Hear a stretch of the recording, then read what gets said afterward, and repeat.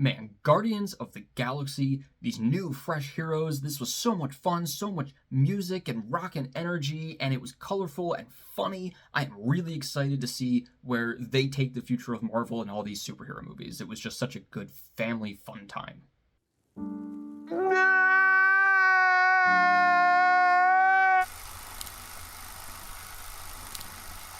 Welcome back to more Geek Week videos, everybody. Today our movie in the middle is Guardians of the Galaxy Volume 3.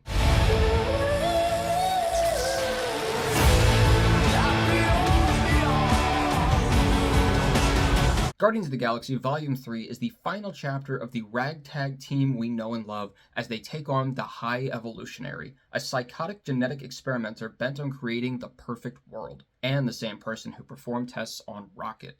It stars, well, who am I kidding? You guys know who it stars. But with them are Elizabeth Debicki, Chukwudi Iwuji, Will Poulter, Maria Bakalova, and Sylvester Stallone. So after seeing the Guardians trailers and talking with people about it, I knew this was probably going to be a more emotional Guardians than the others that we've gotten, but...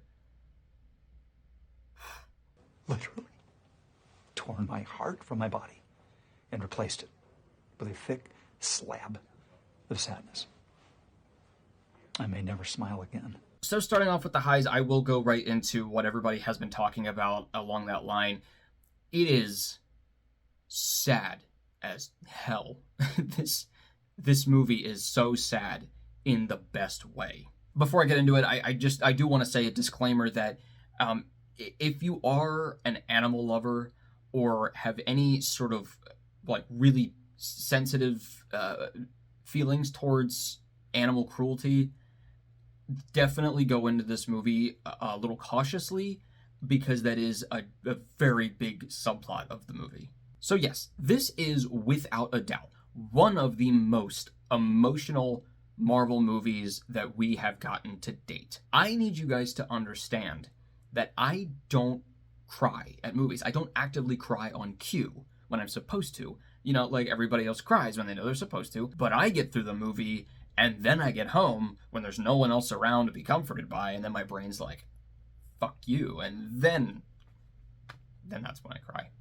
But in general, a few amount of movies have actually made me cry while I was watching them, or even after the fact, so I need you guys to understand that I don't normally do that. This movie made me bawl. Granted, I was kind of already in my feelings about some other things while I was watching it, but either way, there's a lot of points in this movie that you think that they're going to marvel it up and do what they've been doing the last couple of years, and they, you know, kind of cut tension too early by, you know, only implying certain things or making light of it or adding too much humor. They don't.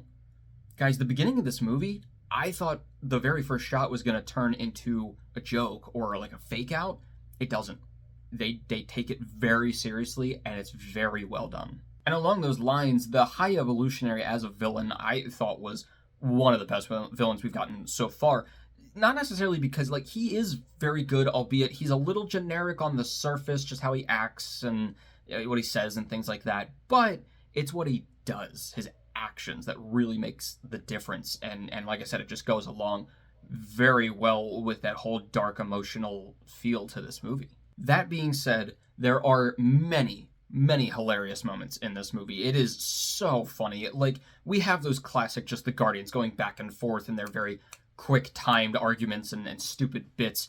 And there was just so many good moments that, like, it was earned to cut some of the tension, not too early, not make light of it, but we needed it sometimes. And they were very funny. Granted, there were one or two, I think, that did go on a little bit long, or we're like, all right, you're just doing the bit.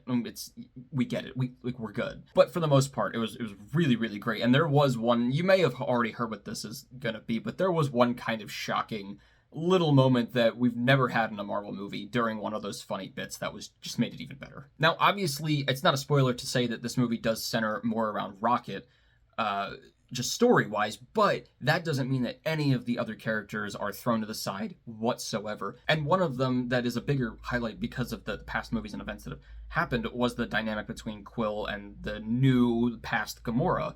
And I thought it was very interesting and very well done.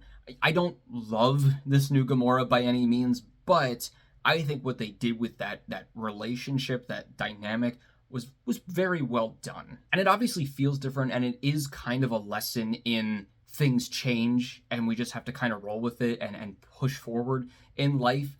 And a lot of people are probably going to be like, I didn't like what they did with that. But I'm going to be honest with you. Yeah, it's not what it used to be. Well, that was 5 years ago and pre-snap in the Marvel Universe. Things are different, and I respected and really appreciated that they didn't just kind of give us going back to the old stuff and playing it safe and giving us what we used to have and were comforted by, because that's consequences, that's stakes, things change. And in general, I thought they did a very good job with this movie of addressing all the characters, wrapping things up, wrapping up the characters, their character arcs, where they're left at the end of the story, so to speak, in whatever way that might be. They wrapped up this story and a bunch of other past stories and just the franchise as a whole. They just did a really, really great job with that. And the ending shot of this movie is by far one of my favorite ending shots I have probably ever seen. I was going to say that I've seen in a while, but it's so good. And I'm not going to tell you why and in what respect, but it was just one of the best ones. Just briefly going into the, like the technical side of things, the look, again, it's like they have in their contract that they have to have rainbows and everything. And in the costume design, the production design, I just think it's hilarious. It's just a continuing thing for now, phases 4 and 5. But the music, which has always been a big thing about the Guardians movies, I thought it was great. It doesn't stand out to me like the first two, but I also have only heard it once, and I was so focused on the story, I wasn't really paying attention a lot to the soundtrack. But there were a good amount that I was like, that's an interesting choice, or that was a pretty fun one, or I've heard that one before. So when I go back and watch it again, I'll really take note of the songs that they had. But I think that they did a pretty good job with it. I really do only have one low, and it's not like ginormous, but for Adam Warlock, have you guys ever seen Rocky Horror Picture Show? So you know who Rocky Horror is. Adam Warlock in this movie kind of reminded me of Rocky Horror, I'm not gonna lie. It's not the biggest problem in the world, because a lot of these stuff that happened in the movie kind of makes up for it, but it was kind of like the creators set up Adam in Guardians 2, and then by like 6 years later they were like, oh shoot, we were gonna do something with him, right? He does do a few things. He kind of turns into like a joke for a lot of the time, but there were some pretty funny moments with him, and he does prove to be useful and worth being in the story by the end of it for some things that he does, and there are reasons that he is there. He just unfortunately gets a little bit sidetracked for some of it, considering it's been 6 years of like, oh, Adam Warlock, he's gonna be in this, it's gonna be awesome. So overall, I thought this movie was phenomenal. I really did, especially considering the last couple things that we've had from Marvel have been okay to not really that great. This is by far the best that we have had in a long time. And yes, it might just be because it hit me a little bit harder, more than I thought it was going to, and maybe it didn't hit you in that way, and that's totally valid.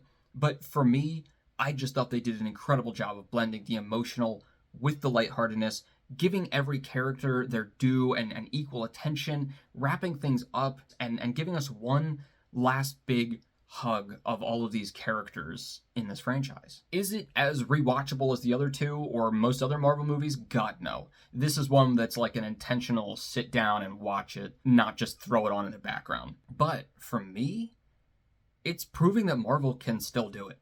They can still pull it off. And sure, in terms of the bigger picture tied to the whole big multiverse thing, all those movies, we can talk about that another time. In terms of the standalone movies that are really about just, these characters and at their core, they're still pulling it off. They're still doing it and killing it. And I promise you guys, for those of you who have a big discontent for Marvel right now, which is 100% valid, you got to go see this movie.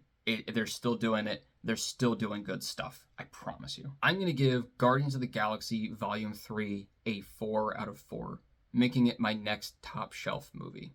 I am also going to give it an award I never thought I'd be giving this. I'm going to give it the Shell Shocked Award. Not necessarily because it scared or disturbed me, but just because, again, of how hard it hit me emotionally, and I just didn't expect that. And it's been days, and I'm still thinking about it in like a really deep way.